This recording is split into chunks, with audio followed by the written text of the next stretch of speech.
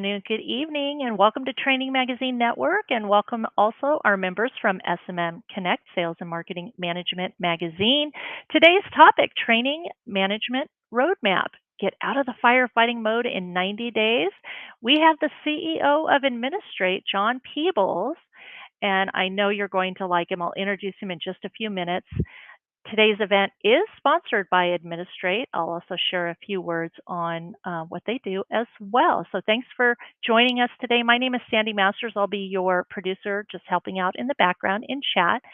And here is the lineup of some upcoming events that might interest you. On October 22nd, we have Joe Apfelbaum, and the topic is LinkedIn for Learning and Development, Build Your Network and Leverage AI. And then we have Rance Green on October 22nd, Story Design, a foundationally human approach to instruction. And then Trevor Cox is joining us on October 23rd, When the Brain Says No, using neuroeducation to navigate fear, stress, and resistance in learning. You can register for all of those events at the calendar at Training Mag Network, or just click on that blue link right now. It'll open up a browser window so that you can get registered for those events. A special thank you to our sponsor today, Administrate. And this is a training management system, and it's different than a learning management system, and it works in tandem with a learning management system. And it enables you to plan and schedule hundreds of trainings in minutes, keep your calendars in sync, and easily send communications all in one platform. Whether you're running hundreds of trainings across the globe, this could be your one-shop plan to schedule, communicate, and resolve every detail in person and virtual. A special thank you to our sponsor. And John Peebles is our speaker today. And one of the things I want you to know about John is that he's passionate about education, teamwork, technology, and mental health in the workplace. And he's coming today to share his expertise and what he is learned about training management. Please help me welcome back to Training Mag Network. There he is, John Peebles. Welcome. Thanks, everybody. It's great to be here. Um, I've been kind of looking forward to this all day.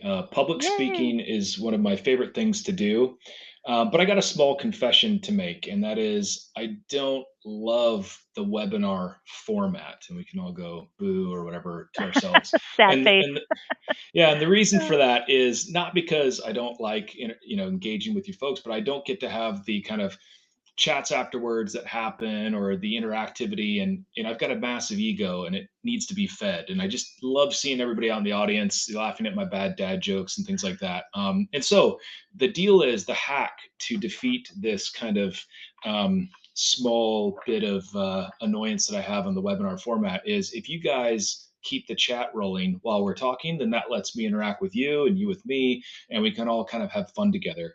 I am dialing in from Scotland, which is where I am based, which is where our company is headquartered. Although we have a huge team over in the United States and most of our customers in the United States, Administrate is actually headquartered here in lovely Scotland, which means it's about 8 o'clock at night. And it's getting towards the fall or autumn, as we'd say here in the UK, and that means it's already been dark for a number of hours, and that will continue on as the we get closer and closer to winter. So, if anybody could guess without googling or looking at a map what parallel is the same in the United States, what American city is the same parallel as Edinburgh, Scotland? You won't win anything, but you'll get huge bragging rights. So, might as well jump into this. This is a little bit of a background side for me. We don't normally do these, and I have to be on. I got to be honest. I have no actual memory of this picture being taken, which may mean it was AI generated. Who knows? But it was taken at some point. I cannot remember this picture. But yeah, I'm the CEO of a company called Administrate. I'm really proud to represent our team and you basically talk about what we do a little bit, but also I want to talk about a few other things that I love. And when we were talking about mental health, I've kind of had a stressful day. I've had a bit of a stressful week, stressful month. I'm sure you all can relate. And it'd be interesting as the votes are coming in for the parallel. Michelle has nailed it. It is Southern Alaska. It's on the same parallel as Edinburgh here in Scotland. So Juneau, Alaska is roughly the same parallel, which means we're very far north. But as you talk about that, um, maybe we could just talk about what are some things that help us de-stress at the end of a long day. For me, it's two things. Sandy was talking about earlier. We were exchanging heavy metal band recommendations. So I love listening to hard rock music, heavy metal music, and I'll give you a couple recommendations towards the end or throughout the presentation today. And the other thing that I love is assembling Lego. So those are two things that I love. And they help take my mind off of work or whatever it is that's stressing me out. And I find it very therapeutic. And so I'd recommend, either if you've never tried it before, some heavy metal music. And I'll have three recommendations for three different eras of heavy metal music as we keep going. And also go out there and assemble some Lego or steal some from your kids and put it together. So this is a picture of my hometown, okay? And you can probably guess that it's a Chinese city, but you may or may not be able to guess which Chinese city. So again, if you think you might have an idea where this could be, you could put it in the chat. Case saying not necessarily a healthy choice, but distress with wine. I think we've all been there, and we all probably partake in that. It's usually 1 o'clock here in Scotland at 8 p.m. Some guesses are coming in. We've got Bangkok, not quite in China. Shanghai looks close to that. It is not Hong Kong. It is not Shenzhen. And if you were Chinese and you recognize this city, you would say, well, this is a tier two Chinese city. It's in the tier one city like Shanghai or Hong Kong or Shenzhen. This is the city of Tianjin, China, which is in the northeast, about a 2-hour train ride away from the capital of Beijing. At least that's how long it took when I lived there, which is when I grew up. Now it's about a 25-minute bullet train trip. So it's changed a lot. And it did not look like it looks like in this picture when I lived there. This is a picture of me and my mom at the Forbidden City nearby, about 2 hours or 20 minutes these days away, in about 1986. And that is me right in the foreground, the only person in this entire photo with blonde hair, which made me quite the unusual thing walking around the streets of China in the early 80s. And that's my mom. And my mom and I have a lot in common, but one of the things that we really love is history. And she was a history teacher for many years, which meant that she was my teacher for a couple of years, which was strange and wonderful at the same time. But we love history. We could spend all day in museums and talking about stuff. And I want to take you today on a whirlwind tour of about 200 years of Chinese history, where I grew up from the time that I was 3 in 1984 until I left to go to university when I was 18 in 1999. And I want to relate it to this idea of firefighting and how we often find ourselves trying to manage huge volumes of training, and it sucks in many ways, and it can be stressful, and it means that we need to go out and buy Lego and all of drink wine and all these things. And so I want to take you through two different periods of Chinese history, which are very closely related. And sometimes history can be controversial and so forth, but it's really fascinating to me, the parallels between kind of this idea of investing and making sure that we're preparing for what's to come versus kind of just playing it by ear and maybe being a bit more chaotic. Looks like Lee has visited China in 1997. So that is a long time ago. Most people will say, oh, I was in China a long time ago. And they'll say it's like early 2000s. Anyone that was in China prior to 2000 is relatively rare. So it's changed a lot.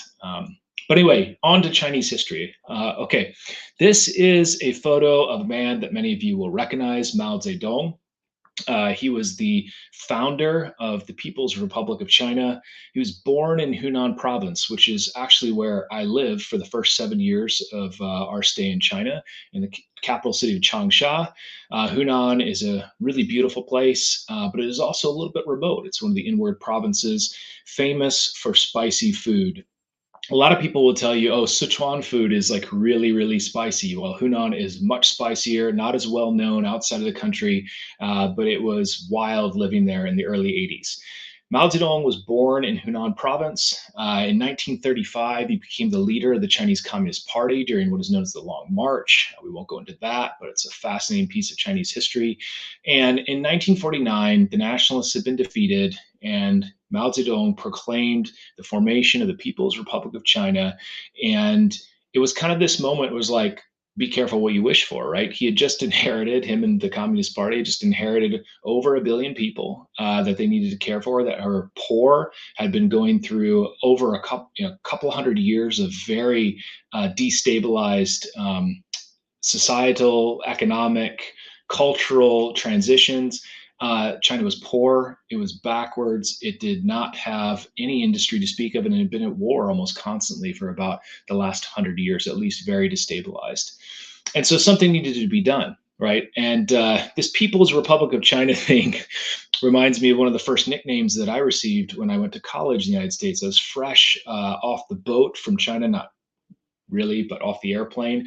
I never lived in the United States. And my last name is Peebles. And so my first nickname in college was the People's Republic of China. These are very witty classmates of mine. And, we got through it. Uh,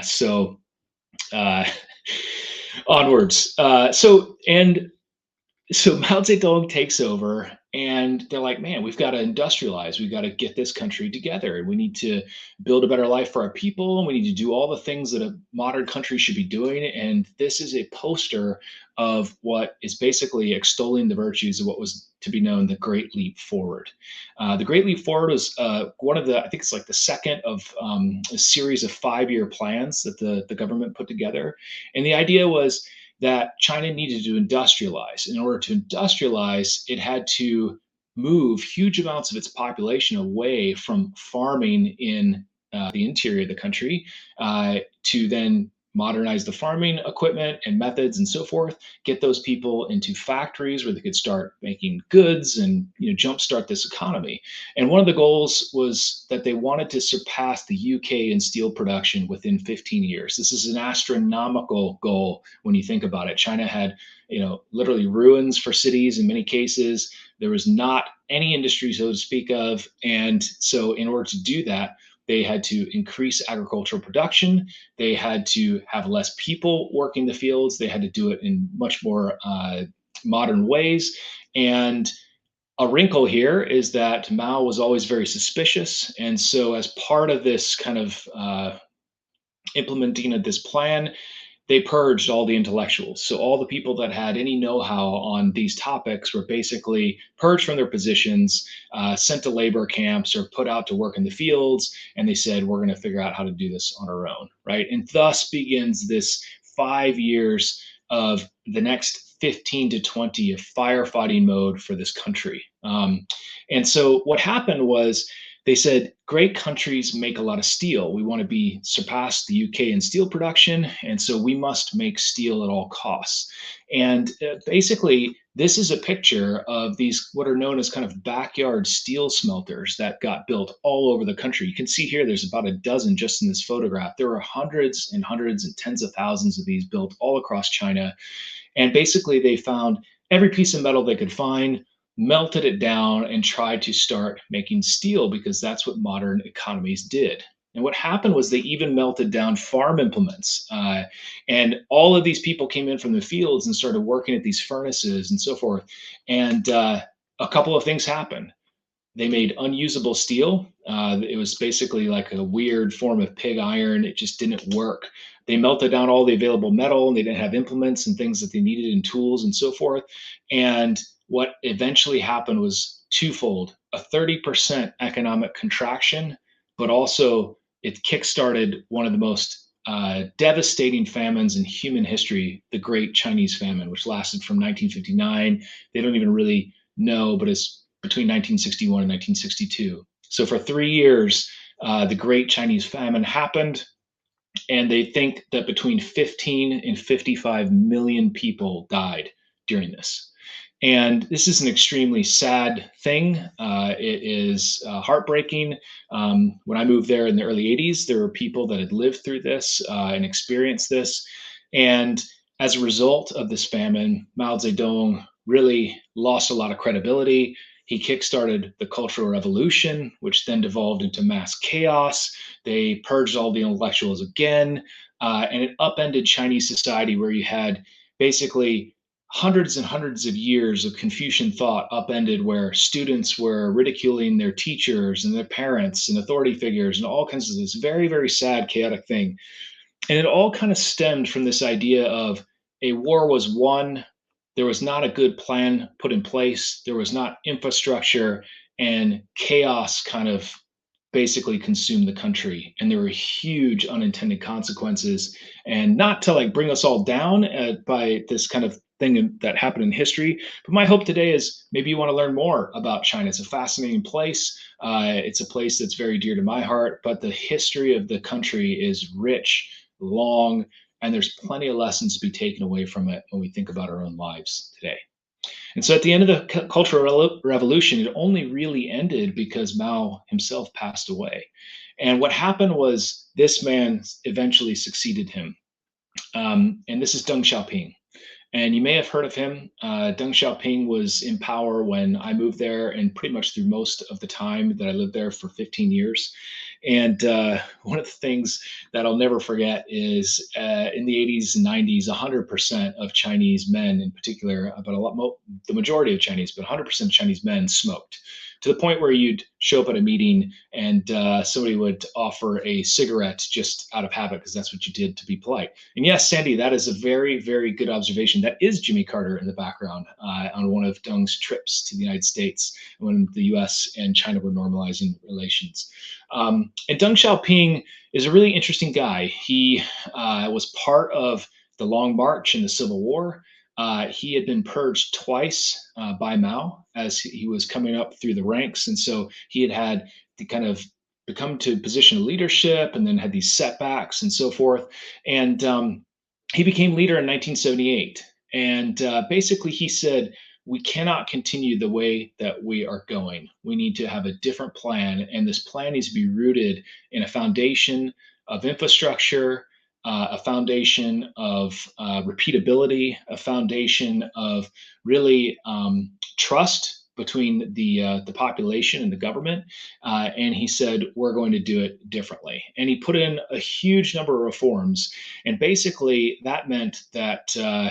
As opposed to the picture previously in black and white, where we've got kind of these backyard steel smelters, China eventually started to look like this. And this is a picture of Tianjin, where, again, I grew up in my hometown, and it looks like a very modern place, almost Blade Runner-esque.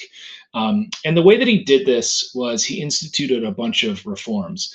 Some of them I didn't even know about until recently when I was kind of researching for this talk. And by the way, we've done this talk in a variety of different cultural and historical contexts. I think we did one about the Panama Canal and the difference between the French and the Americans trying to build the Panama Canal. We did one about serial killers and what that has to do with managing large volumes of training. And it was after that that marketing really put the clamps on me and said I was not allowed to pick my topics or do my slides completely independently. And so here we are today. These are all marketing approved slides. But one of the key things that Mao Zedong put into place was this idea that we need to build an economy. And the way that we're going to build this economy is we're going to start small, and we're going to do some tests as to how capitalism could work in China. This is very progressive at the time. And you can see that they started with just a few of what are known as special economic zones. And somebody had mentioned Shenzhen earlier. That was one of the very first special economic zones. And it was really interesting seeing it before it even got instituted in going through and into train in 1984. It was just a couple of dirt platforms, and now it's one of the largest, urban areas of the world.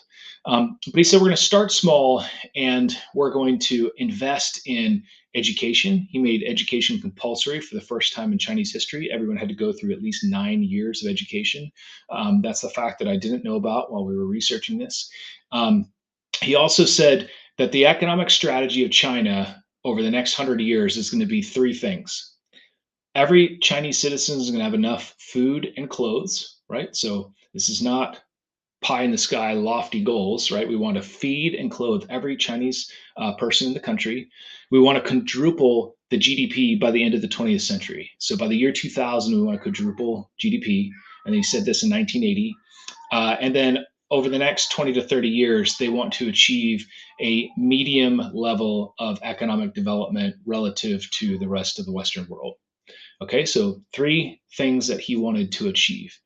And in order to do that, not only did you have to put in the right framework, like these special economic zones, but you also had to import the right know how. And so this is a picture of my dad in 1984, the first year that we were in China. He is teaching a class. He had a PhD or master's degree in economics. He was brought in as a contingent of foreigners to attach to a university to teach economics to Chinese, because you remember all the intellectuals have been purged not once but twice. And after the second purge, you kind of get a little bit nervous, and also there's not as many intellectuals anymore. So he taught, and this is his interpreter. So he couldn't speak any Chinese at the time. We'd have to say his thing. The interpreter would have to interpret, and that's how it went until he became fluent enough to teach his own classes, right? And so that was something that was a very strategic thing that Mao Zedong put in place, and it started to roll out in the mid '80s, and it began to pick up steam. And as foreign direct investment started to increase, then it's basically took a life of its own. Okay. And so basically, this is a graph of Chinese GDP growth from 1949 when the country was formed until basically this year. And you can see this dramatic depression here on the left in 1961. That was the Great Leap Forward, when everything just went off the rails. And you can see the famine and the Cultural Revolution that impacted it later. And put it another way, this is basically the GDP growth of the country, again, from 1949 till 2025. The Mao era is in red. The reform era, starting with Deng Xiaoping, is in the green. And so this is one of the most dramatic transformations in human history. There are, neither of these men are perfect. The Chinese Communist Party is not perfect. The Chinese government is not perfect, just like the American and British governments and so forth. But they did achieve a remarkable thing by putting in these consistent, steady reforms. One of Mao's favorite sayings about his policy was, he was asked, what what is the game plan here? Is this a 5-year plan? Is this a 10-year plan? And he basically said, we are going to continue along this experiment for at least 100 years. And he also said, we don't care if the cat is white or black, we just care if it catches mice. And by those two statements alone, which were infamous to all Chinese, they signaled that the era of kind of this top-down economic planning, which wasn't going to work for the country, was over, and a new era was starting that rewarded individuals and entrepreneurship and so forth. Okay, so that is the history lesson today. Hopefully, we found you informative. But why did you join this webinar? Why are we here listening to a guy in Scotland with guitars on the wall talking about metal music, Lego, and Chinese history? And by the way, my first metal recommendation for you is a classic, Iron Maiden. If you never listened to Iron Maiden, go listen to them. Melodic singer, fantastic, great album covers and art, just a wild band. And they're still touring and going at it today. So here's 3 reasons, right? You're sick of training management taking all your time. You're in a reactive mode. You want to stop the chaos, right? These are typical reasons that people come and join a webinar like this. People are answering in the chat, yeah, it's very, very common. In fact, it is rare that we will talk to people who are doing lots of classroom synchronous training, right? It doesn't necessarily have to be in a physical classroom. It can be like we are today, that have this nailed and are enjoying it and getting a lot out of it. So what you'll get at the end is this handbook. We believe we have a lot of proof behind this and a lot of success stories behind this, that in 90 days, we can get you on the road to a sustainable, less wine required, less Lego required posture that helps you manage your training at scale and focus on the things that actually matter, not fighting with all the things that we fight with. So you'll learn why you get stuck, what a training management system is, and maybe how to pinpoint and solve your biggest bottlenecks. So here's a poll for us all. How often do you have to deal with a training wildfire? The poll has popped up and the voting is starting. This is cool. This is very interactive. Maybe I'll completely change my mind on webinars. I hope you Uh, do. The chat's been going wild, and you have to tell us the name of your cat too. oh, can you hear her? She, my apologies about that.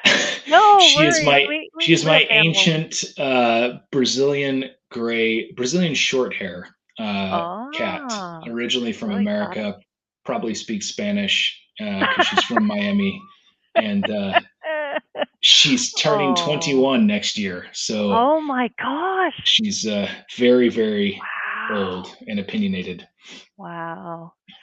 Well, I feel for the 13% that are dealing with this wildfire every day. I'm feeling it. Yes, I'm feeling for you. Yeah, but it looks like the most answered 54% once a week, and that's a lot, right? yes, and that's Mhm. pretty typical. Like if you're sitting there Mhm. thinking, "Oh my God, that's bad," or whatever, it's normal. Okay, there's not like Mhm. it's not like you're doing anything wrong, right?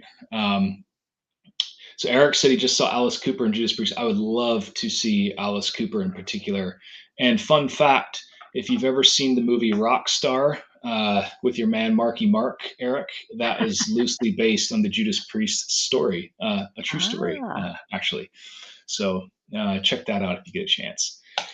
Okay, this is one of the big reasons, right? Your LMS is not enough to help you manage synchronous classroom training.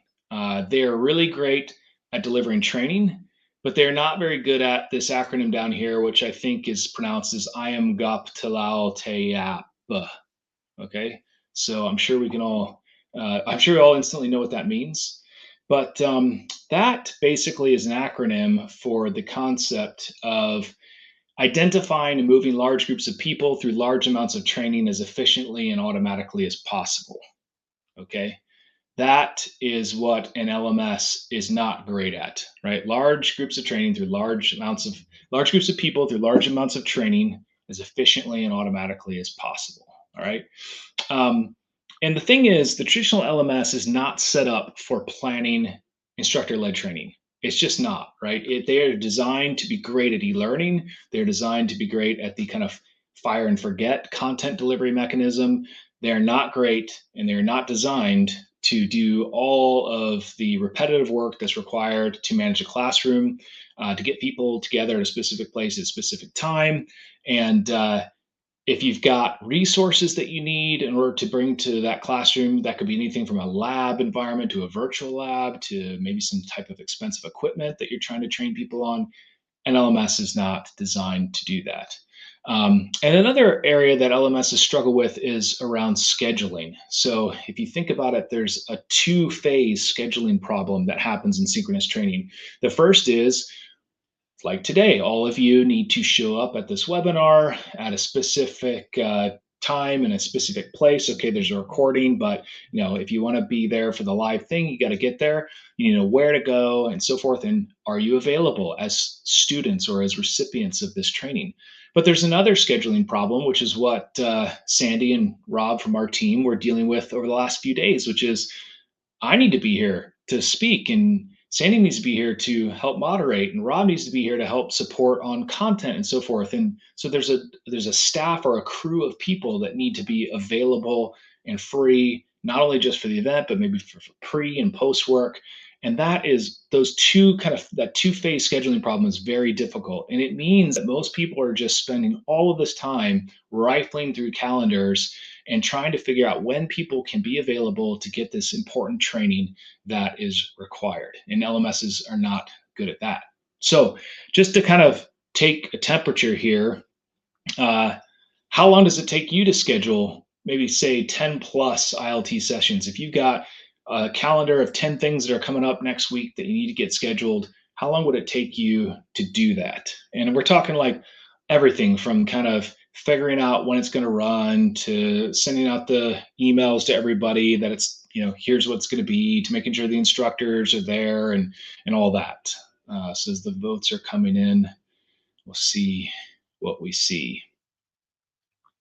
And it looks like several hours in a few days, a few hours to a few days are in a dead heat, but a few hours to a few days is quickly taking the lead.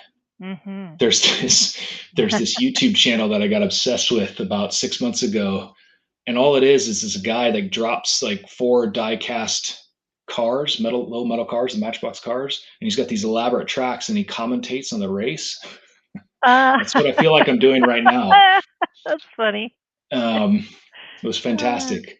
uh, Uh, okay, so looks like this has taken a lot of time, which again, super typical, and that brings us to my mhm. second metal band recommendation of the day, which is a slightly more modern era, and that is the band Tool. If you've never listened to Tool, they're kind of like the Beethoven or Mozart of heavy metal music. It's very intricate. It is very. They do a lot of different time signatures. Um, they they're just phenomenal. It's like even if you don't love the music, you'll appreciate it. You know, if you go see a great symphony or something, you'll really appreciate it. So Teresa saw them a few years ago. They're hard to see actually. They don't tour a whole lot anymore, but I've gotten to see them once or twice. Um, yeah, it's more difficult when you're wearing all of those hats at once. Like we've got three people doing this session today, but if you're just the one person, then you got to do all of those jobs, and that can get really, really stressful. Um, okay, so what are the reasons behind this? Well, there's limited tools for communications, right? If you remember LMS, traditional LMS, it's designed to you register onto the course, typically by yourself. You get a link and maybe some other stuff, but you don't have the volume of communications that are required to remind people of where to go and to answer questions like where do you park and which room and what is my login to the workstation when I get to the lab and all that other type of thing that you have to do when you're doing synchronous training. And so LMSs just don't have usually as many trigger points and as many avenues of communicating with folks. And if you think about it, one of the things that our customers love is they can get text messages sent to the students that are really handy for like morning of or an hour before, that type of thing. So these are just things that you don't need to worry about when you're doing asynchronous training like e-learning. So that's one of the reasons. Here's another one: too many points of failure, right? What happens if there's a conflict? The conflict could be your student can't make the event. The conflict could be many of your students couldn't make the event. Could be that your instructor got sick, or you have to figure out, hey, why did this room get double booked all of a sudden? Maybe you're sharing meeting rooms with the rest of the business or the rest of the organization. That happens all the time. We see that a lot. And so, all of these things could happen, and all of them could happen for every live training or synchronous training that you're running. And that often means that we see customers and folks out there with huge teams of coordinators and admins and so forth that are working really, really hard to make sure there's a smooth training experience. One of the like horrible ironies, I think, of delivering education or delivering training is that students, more than any other factor, equate high quality administration or slick admin with the quality of the training. So if it's a breeze getting booked on and getting told where to go and getting everything and your meal is correct and all that type of stuff, they'll think that that training is way better than the training where it's difficult to find the emails and stuff was a little bit disorganized and so forth, right? And that means that this stuff's really important. It's really important not only for delivery and absorption by students, but also for student and the perception of quality. Um, yeah. So here's another challenge, which is pre-made reports are difficult to obtain, or maybe they're very limited, or you can't alter the data, or figure out what's happening in one area of the training operation. And so that limited connection to data means that in this fast-moving environment where everything's changing all the time, and people are getting sick, and classrooms are getting double booked, and training's getting canceled and rebooked, and people need to be transferred because they were sick, all of that becomes much, much harder when you don't have a clear and consistent way to access your data that's fully under your control. Okay, so another poll. when building a training report, how often do you wish you had access to more data? Uh, Maybe you're not even building the training report. Maybe it's just the reports that you have. How often do you wish you had more access to more data? Which brings us to heavy metal band recommendation number three, a modern heavy metal band. Now, uh, let me just preface this by saying I do not enjoy the concept or really any masked bands, right? Bands that wear masks or costumes or whatever and play. I think they're stupid, frankly. And I know we're not supposed to judge art as art, but let's just judge a little bit, right? They annoy me. I've never liked Slipknot, for example, or just because they had masks. And so when this band came around, I was like, this is really stupid or whatever. And then I started listening to them, and this is the band Sleep Token. And they do wear masks, but they have a very genre defined sound. And they are very unusual and a bit of kind of like Tool in that they use a lot of different time signatures and weird song structures and all kinds of stuff. And I promise if you check them out, you'll at least be interested. And I've been evangelizing them for quite a while now. But the thing that Iron Maiden and Tool and Sleep Token all have in common is they are on the one hand can be very very heavy, but they all have very melodic, talented singers, which is something I enjoy. I don't love the screaming metal stuff as much. But we're digressing. Okay. Okay. When building a training report, how often do you wish you had access to more data? Every single time wins, and most of the time, and yeah. So this is a challenge, right? And so those are all the problems. And if this were a new country that had just been formed after 100 years of tribulation and upheaval, it would feel a little bit like Mao Zedong's China, right? A bit chaotic, stuff's all over the place. How do we fix it? And okay, so here we go. First phase would be audit your problems. Now, a lot of you are saying that you have some of these problems in the polls, but not all of you have all of these problems, right? Some of you will be really struggling with the scheduling aspect. Some of you will be really struggling with the planning aspect. The delivery might be a problem, right? There's all these different phases of things. Some of you will have stuff really, really well nailed in some of those areas, but figure out where your problems are. Where are the biggest problems? Okay. Then figure out, well, how do we prioritize these problems and what could be the scope of this project? Sometimes we have folks coming to us and they're like, we want to solve this entire huge thing in a year. And we're like, whoa, you're not going to be able to surpass Britain's production of steel within 15 years, right? But what we can do is we can get a plan to make sure that everybody is clothed and fed, that we quadruple the GDP of the population, right, and ultimately become a country of first world economic output. And that just takes planning, it takes scoping, it takes decision making. And we're doing that right now with a prospect where they've kind of got a 1 year plan of where they want to solve a bunch of like 5 or 6 key things, but they're actually working on a 3 and a 5 year plan. And it's really interesting to work through that with customers and prospects. So you want to define the scope of this project. And it's kind of one of those things, right? Everybody overestimates what they can get done in 30 days and underestimates what they can get done in a year. And so there's like a flywheel effect that starts to happen as you go through this. Reviewing your tech is really, really important. Most of us on this call will have many, many different systems that we are using to deliver training, particularly at scale. Some folks have multiple learning management systems. That's pretty normal, like 3, 4 different learning management systems. I think the most interesting case we ever saw that was we had a customer that had 15 different LMSs. Now, some of those had come through acquisitions and so forth, but this is a challenge.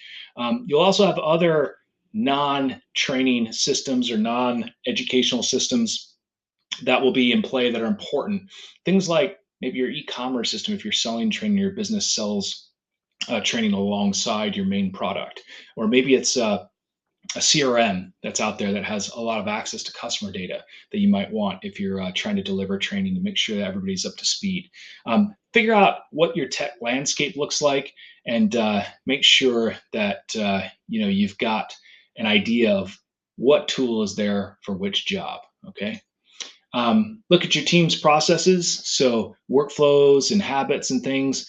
Cruft builds up over time. Even in Administrate, we're a small company and we still have weird stuff that happens because we haven't looked at it in a while or we haven't kicked over that rock in a while. You know how it goes.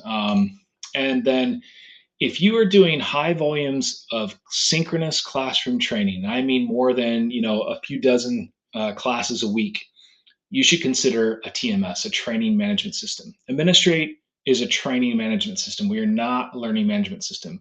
100% of our customers have a learning management system, and we interface with that, and we complement that investment that you've already made. We are not looking to do any e-learning, but we are looking to solve that classroom and blended learning problem that a traditional LMS does not help solve very well.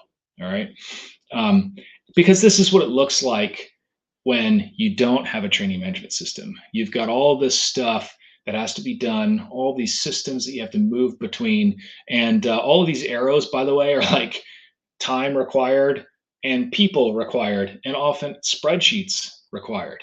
And what we are going for is the this is kind of what we want, which is a training management system that is providing the data and reporting, that provides certificates and badges in an automated way, that can interface with your website, that handles all those email and SMS communications, interfaces with folks' calendars, other integrations that you might have, and really takes the burden of all this managing of training at scale off of you and your team's shoulders.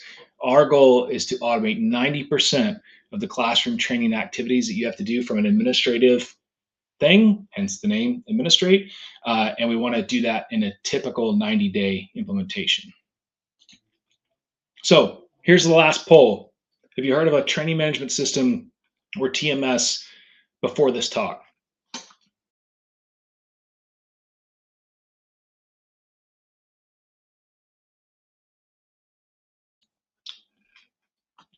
And I'm all out of metal band recommendations. At least you're Can I recommend one? appropriate. Yes, go for it.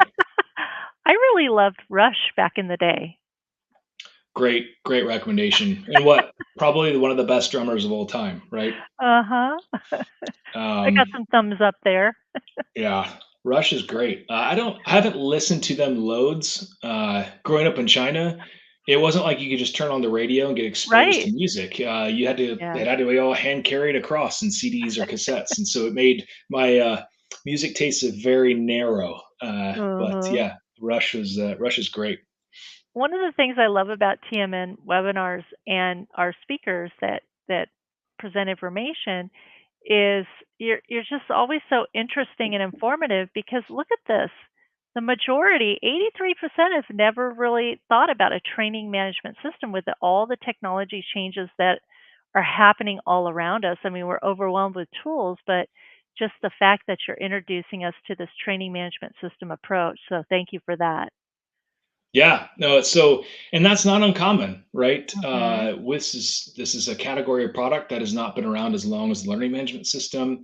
There's been 30 years of investment by LMSs who are friends over there, but have been 30 years of e-learning is going to be the end all be all of training, right? And it's just not the case. So we get it, but what I want to do is I want to just really quickly talk about what a TMS does and what we do and how we could help you with this problem. And maybe you're interested, and if not, maybe you know, can help out a friend or a colleague that is struggling with this and point them our way. Okay, so here's the kind of four pillars of what we do.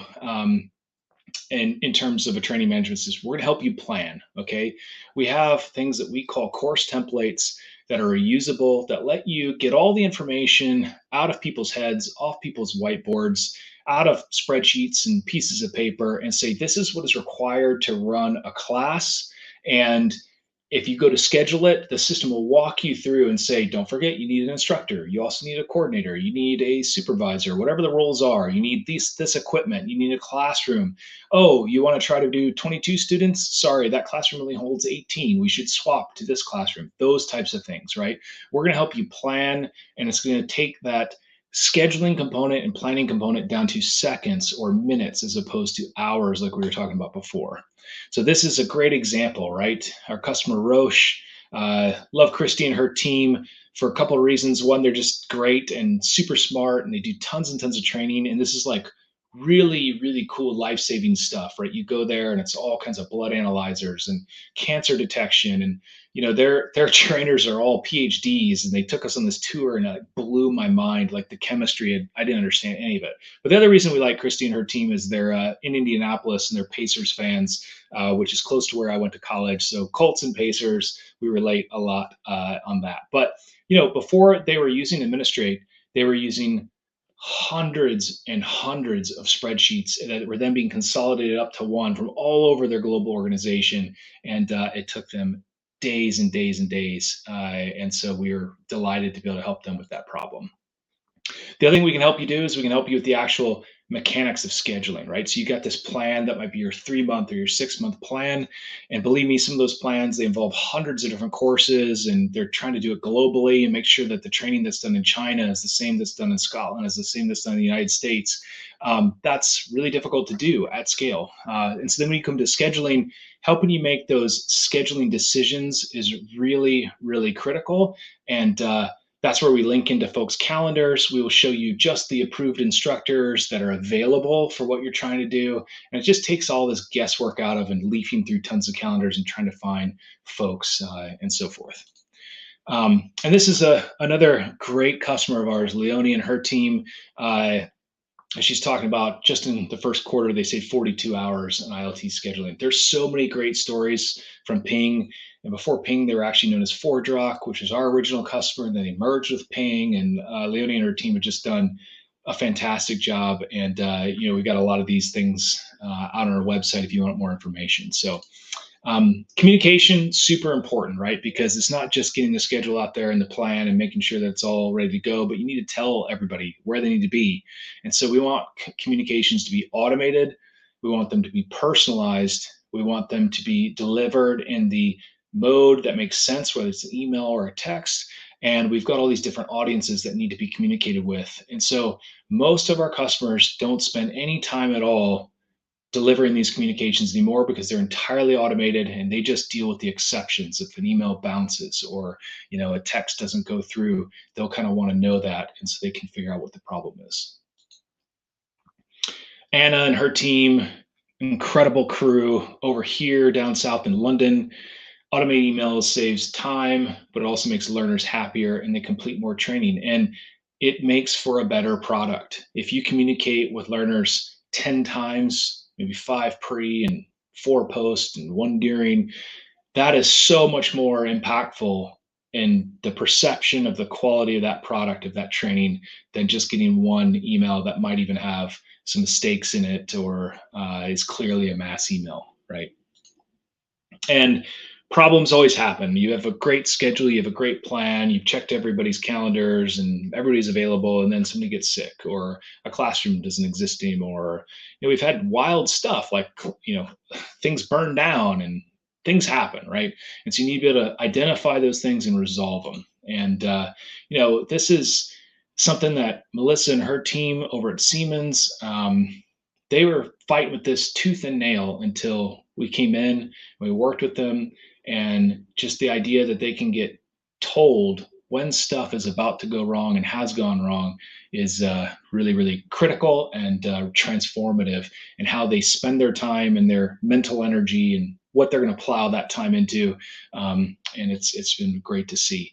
And lastly, we talked about reporting. So a TMS should have a comprehensive report builder that can help you build your own reports, drag and drop from any data point within the platform. That's really, really important to us because one, it's cool and we love it, but also it's transformative when you can basically interrogate your own data in real time, build these things yourselves. You do not have to pay us. You do not have to submit a support ticket or anything like that. That's really, really key. And so Will, again, on the Roche team, basically, he's a reporting master in Administrate, has all kinds of stuff. These can be set up to fire automatically and deliver to people automatically and so forth. And it's a great feature that is really, really popular.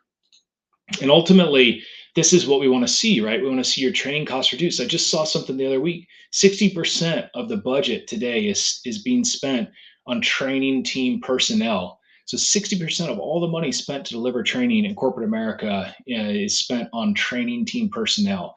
Now, we want to unlock that training personnel and make it so that you can deliver way more training for the same cost and same effectiveness, better effectiveness, and plow more time into your students and to your product and all that type of thing, and not spend time in spreadsheets and monkeying around with calendars and all that kind of stuff. So time to workforce readiness is slashed, right? If you are in charge of getting people out on the job where they're effective, this will really help you. Your learner experience will improve across the board, which means the perception of quality will improve, which means that the outcomes that the learners have will improve. And ultimately, you'll be able to say, look, if we spend $1 on training over here, it's going to be efficient and it's going to translate into this business outcome over there, right? And you'll be able to do that and report on it and show it. That's what a TMS is designed to do. And so if you have a bunch of synchronous instructor led training that you are struggling to manage, that is involving thousands of learners, or you're in a high compliance industry, if somebody is going to get injured or might die because the training is not done well, or if you really need to understand your data, these are the folks that use a training management system. So, just kind of a callback here to what we were talking about before. Two men, right, that both were leaders of China, both deeply flawed individuals, both had some positive qualities as well, complex characters. The one on the left did not invest in infrastructure, did not invest in systems, did not put into place the right things that were required to achieve a reasonable plan, right? And the one on the right learned from that and said, we can't keep going the way that we were going. We need to invest. We need to put up these structures like these special economic zones. We need to invite in foreign expertise. We need to get investment. We need to provide the safety for our citizens to know that this will be a long-term thing. And it became one of the greatest achievements, certainly one of the greatest economic achievements ever in human history, right? So hopefully you found this useful. We've talked about, if your bingo card had Lego, heavy metal music, Chinese history, communism, capitalism, classroom training, whatever, then you win. But I've really enjoyed it. I really enjoyed the chat. I've got some rock band recommendations that I'm going to hunt down. Been making notes over here, and I really appreciate the hosting and so forth. So I don't know if we have time for questions, but if not, you can shoot us an email, and we'd love to interact with you on LinkedIn and stuff.